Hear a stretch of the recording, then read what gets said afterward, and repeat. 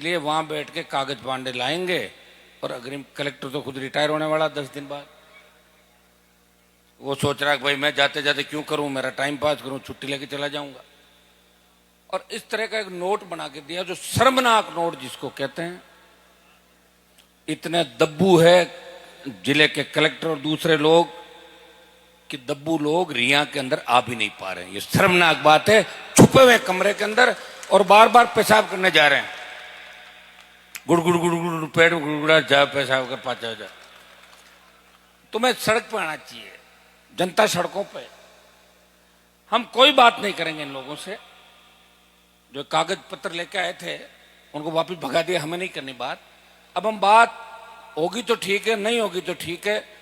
Highway से राजधानी की ओर भी जा सकते हैं और ये आंदोलन यहां नहीं रहेगा, ये पूरे राजस्थान के अंदर फैलेगा और भजनलाल की ईंट से ईंट बजा देगा रिया से उठा आंदोलन।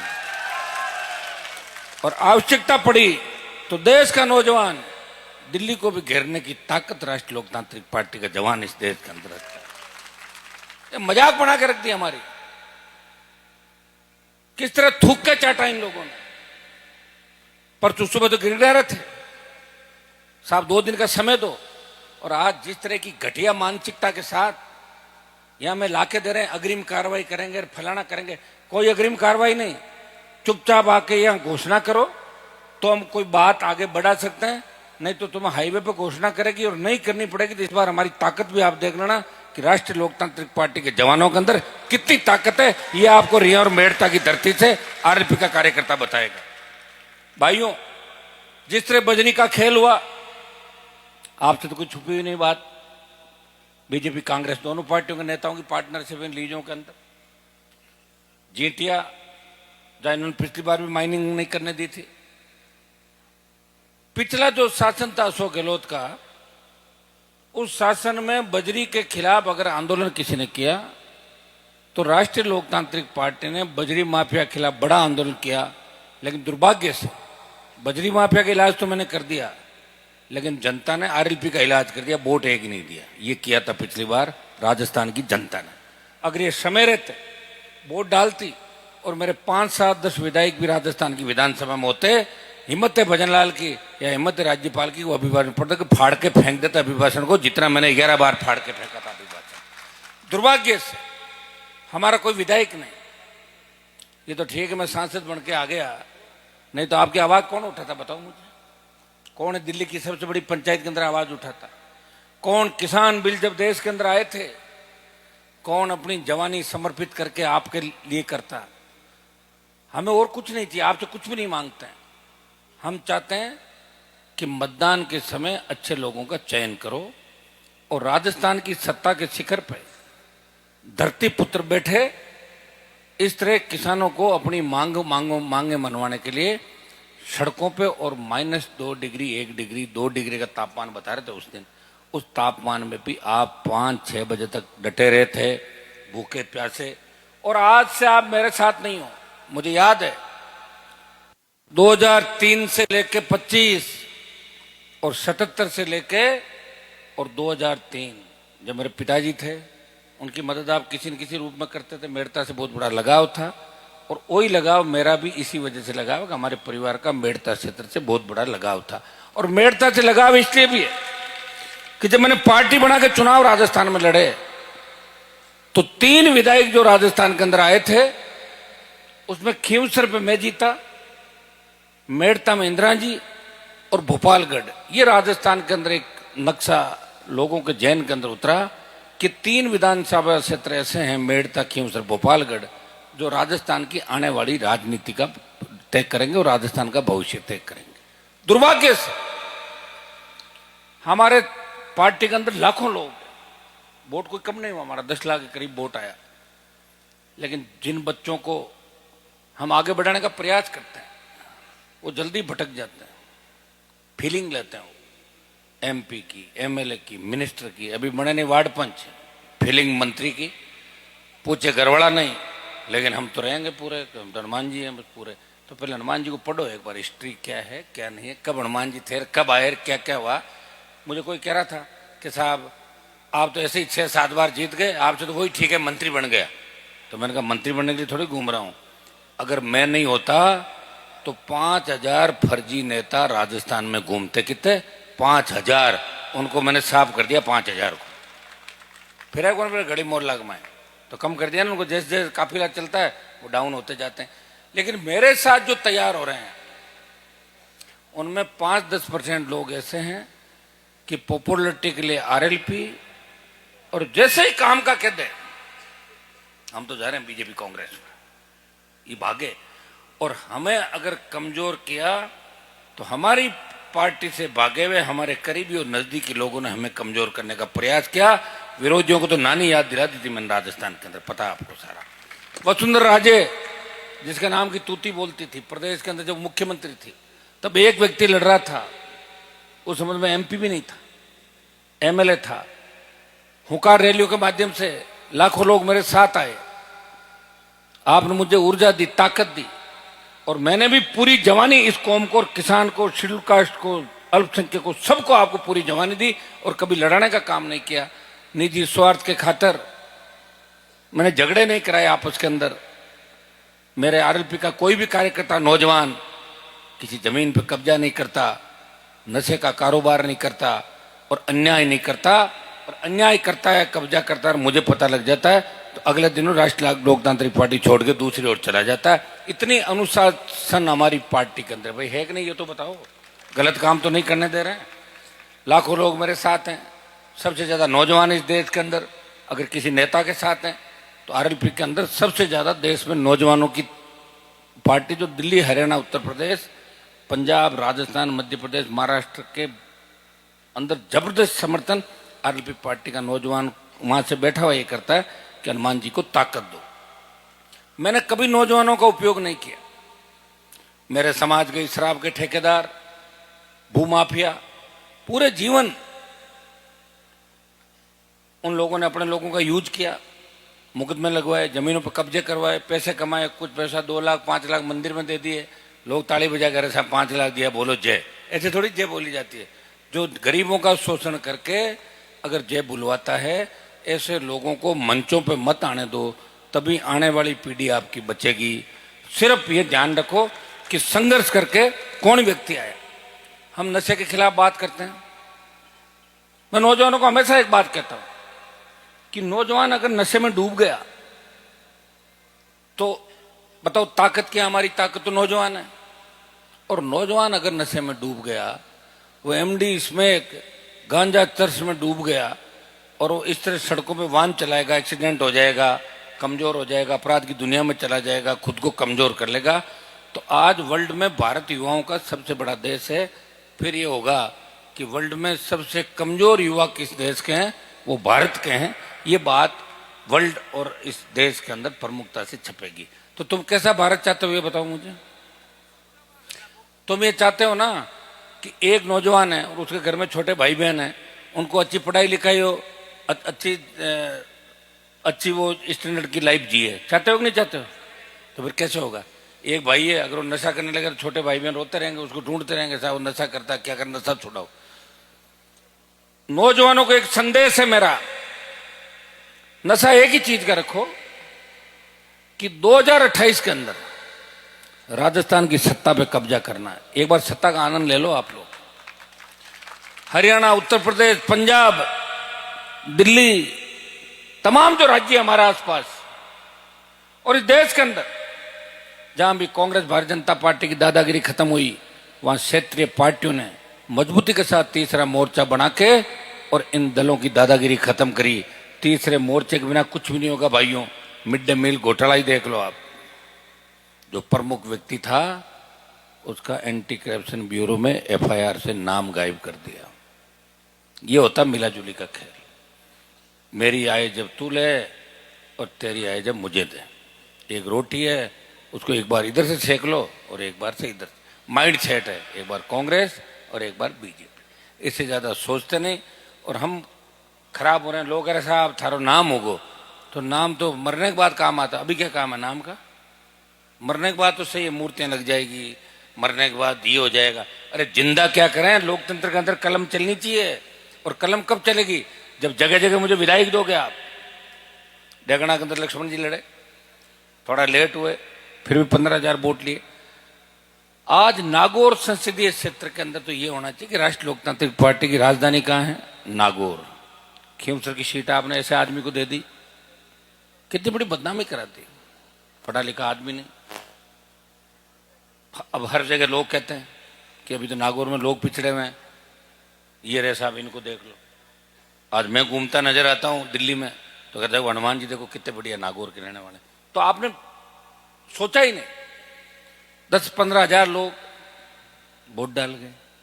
हमारे बू नरावता में एक घटना हुई, पुलिस ने कोई उन्होंने अपराध नहीं किया, बू नरावता के ग्रामीणों ने, लेकिन माइनिंग वालों ने पथराव किया। बीजेपी के नेताओं ने कहा कि गलती है गांव वालों की, और गांव के बच्चों को कान पकड़ के पहली घटना है जब गांव के अंदर गरीब बच्चों को घुमाया गया है, नागौर के अंदर पहली घटना। इसकी मैं निंदा करता हूं।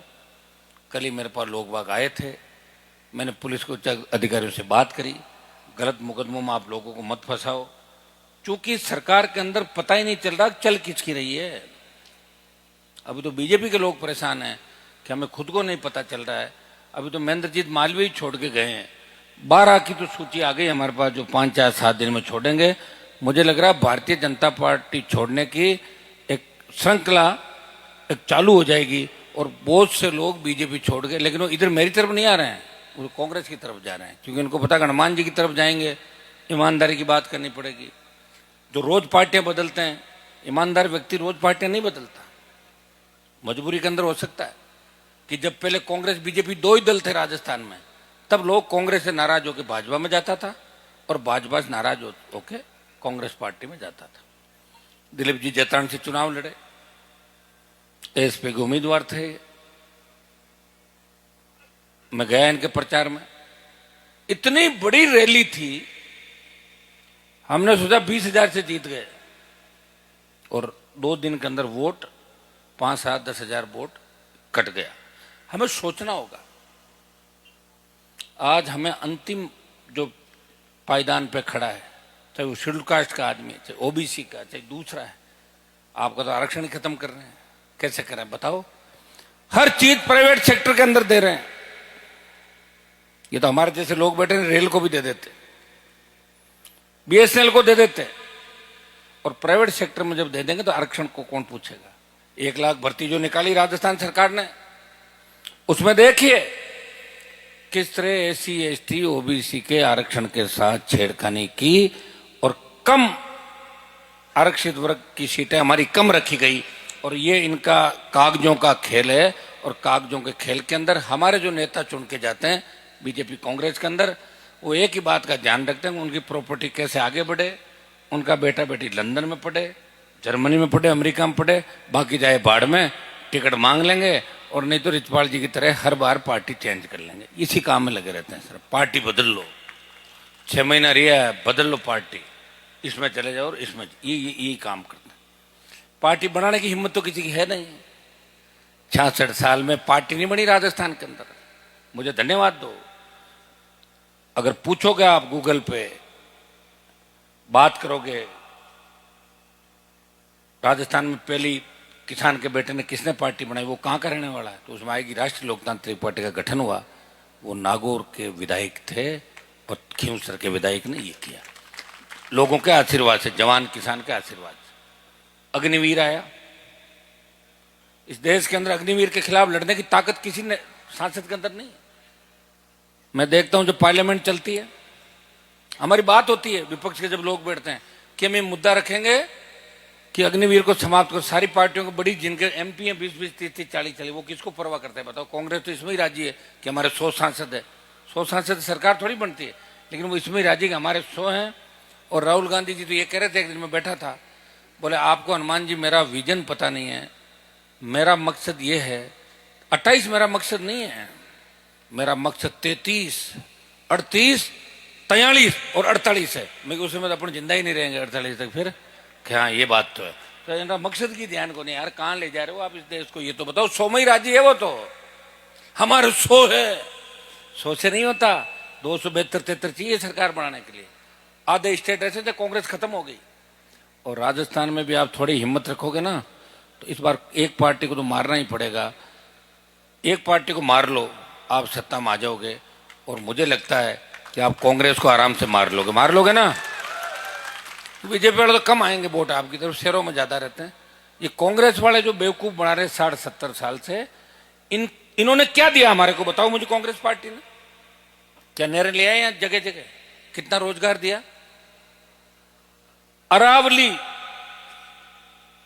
जिसको बेचने की तैयारी हो गई थी, धन्यवाद दो मेरा अरावली के मामले में। लोग कह रहे साहब आप अपना धन्यवाद मांग रहे हो, इसलिए मांग रहा हूं कि मैं मुद्दा उठाता हूं, और जैसे ही मैं उठाता हूं इतने में कांग्रेस उठती है, जल्दी चलो जल्दी, हनुमान जी ने उठा लिया, अपने भी उठा लो, अपने भी उठा लो। तो बेचारों को ठीक है, याद तो दिला रहा हूं। और अभी तो कोई आंदोलन नहीं किया, सरकार को डरा दिया। अब कानून भी बनवाना पड़ेगा उसमें, ऐसा नहीं सुप्रीम कोर्ट ने एक बार स्टे कर दिया, कानून बनवाना पड़ेगा कि 12,000 से ज्यादा जो अरावली के पहाड़ हैं वो खोदे नहीं जाएंगे, और इलीगल माइनिंग पे कड़ी कार्रवाई हो, और गरीब किसान के खेत के अंदर बजरी, सैंडस्टोन, लाइमस्टोन, चाइना क्ले या जिप्सम निकलती है तो उसको उसका हक और अधिकार मिले, उसको वहां पट्टे दो आप। बू, ग्वालू, खजवाना, जनाना के जो गांव है, चेजा पत्थर निकालते, कच्चा पत्थर है, जो जहां निकाल रहे हैं उनको क्वारी लाइसेंस दे दो वहां पे, कभी ये तुम्हारा पट्टा, थोड़ा सा रेवेन्यू जमा करा देना और आप लोग निकालते रहो, ताकि आराम से बेहिचक माइनिंग वाले पैसे भी ले लेते हैं, कभी थानेदार ले लेता है, कभी तहसीलदार ले लेता है, कभी एसडीओ, कभी कलेक्टर, और मुकदमे भी दर्ज हो जाते हैं, लोग परेशान हैं। अब लोग इस बात को पता नहीं कब समझेंगे, और समझेंगे तब तक देरी हो जाएगी, और बार बार कप्तान मजबूत नहीं मिलता, इस बात का ध्यान रखो। क्योंकि आपके इस पार्टी का जो कप्तान है ना, उसको न तो कोई पैसों से खरीद सकता और न उसको कोई डरा सकता, वो सबको साथ लेके चलता है, न्याय अन्याय के अंदर जानता है, और हमेशा गरीब पीड़ित शोषित की बात करता है, और सर्व समाज को साथ लेके चलता। अब मैं मेरे आंदोलन गिनाने लग जाऊं 1 घंटा लग जाएगा। ऐसी कोई जाति नहीं जिसके लिए मैंने आंदोलन नहीं किया, ऐसा कोई वर्ग नहीं जिसकी आवाज नहीं उठाई। विधानसभा के अंदर लगातार 11 साल गवर्नर के अभिभाषण हुए, 10 साल तो मैं पूरा एमएलए रहा, और 19-18 के अंदर इंदिरा जी थी वहां पे, पूछ लो इनको। 8 से 18 11 अभिभाषण और 23 का अभिभाषण, 12 अभिभाषण राज्यपाल को नहीं पढ़ने देता था, कोई मेरे साथ नहीं होता तो अकेला ही खड़ा रहता था, आपके लिए लड़ता था। दोनों पार्टियां देखती थी कि यार ये तो ऐसे ही करता रहता, तो अपनी पार्टी को बढ़ाना चाहता, पार्टी को नहीं बढ़ाना चाहता, तुम्हारे मिलाजुली के खेल को खत्म करना चाहता है। देखो अगर सही तस्वीर विधानसभा की उस समय की आप देखो ना, कि दोनों पार्टियां बैठी रहती है, मान बेनीवाल अकेला लड़ता है। जब किसान आंदोलन हुआ तो राष्ट्रपति के अभिभाषण का मैंने विरोध किया, उसमें कोरोना काल था, बजट का विरोध किया, प्रधानमंत्री वहां बैठे थे, और विरोध करने के बाद जो मैंने ट्वीट किए तो कहा साहब आप पे कार्रवाई होगी। मैं क्या, हमारे पे क्या कार्रवाई होगी, कि ट्वीट बंद कर देंगे, ट्विटर को जरूरी है कि रखना। एक बार कोई लोकसभा में बात हो गई ऐसी, बोले साहब आपको इसमें माफी मांगनी पड़ेगी। माफी तो मैंने कहा इस जन्म में तो मांगेंगे नहीं, कभी आदत नहीं माफी मांगने की, माफी तो दूसरे ही मांगते हैं लोग, नहीं मांगता मैं। देखिए जो होना वो होके रहेगा, और ये एक विचारधारा जो आरएलपी बना के करी है, इस विचारधारा से एक बहुत बड़ा तूफान राजस्थान के अंदर आने वाला है, सुनामी राजस्थान के अंदर आने वाली। क्योंकि जो नौजवान है, जो इस बच्चे का पहला वोट जुड़ रहा है, वो निश्चित रूप से राष्ट्रीय लोकतांत्रिक पार्टी को अपनी पहली पसंद के रूप में मानता। खींवसर के उपचुनाव के अंदर 8 से लेके 8, 13, 14 3 चुनाव मैंने लड़े, मैं हमेशा जीता। 8, 13 खींवसर में, 14 में मैं जिले में हारा लोकसभा, लेकिन खींवसर में मैंने ज्योति मिर्दा की जमानत जब्त कराई थी, 17-18 हजार वोट उसके खींवसर सीट पे आए थे। 8, 13, 14, 18, 19, 19, 6, 23, 24, 8, और 9वें चुनाव के अंदर 8 चुनाव में मेरे 85, 83, 90 तक पहुंचा, लेकिन 95-96 हजार वोट अगर मैंने लिए तो इस उपचुनाव के अंदर सबसे ज्यादा वोट हनुमान बेनीवाल और राष्ट्रीय लोकतांत्रिक पार्टी को खींवसर की सीट पर मिले। वोट मुझे ज्यादा मिला, लेकिन कांग्रेस भारतीय जनता पार्टी की गोद में बैठ गई जाके, कांग्रेस खुश हो गई 5,000 पे। 66,000 लेने वाला आदमी 5,000 पे आ गया, और लास्ट दिन कांग्रेस का प्रत्याशी घूम घूम के कह रहा था कि वोट बीजेपी को देना है, और जब उससे ये लगा कि लोग अब मान ही नहीं रहे, तो झूठा ड्रामा किया।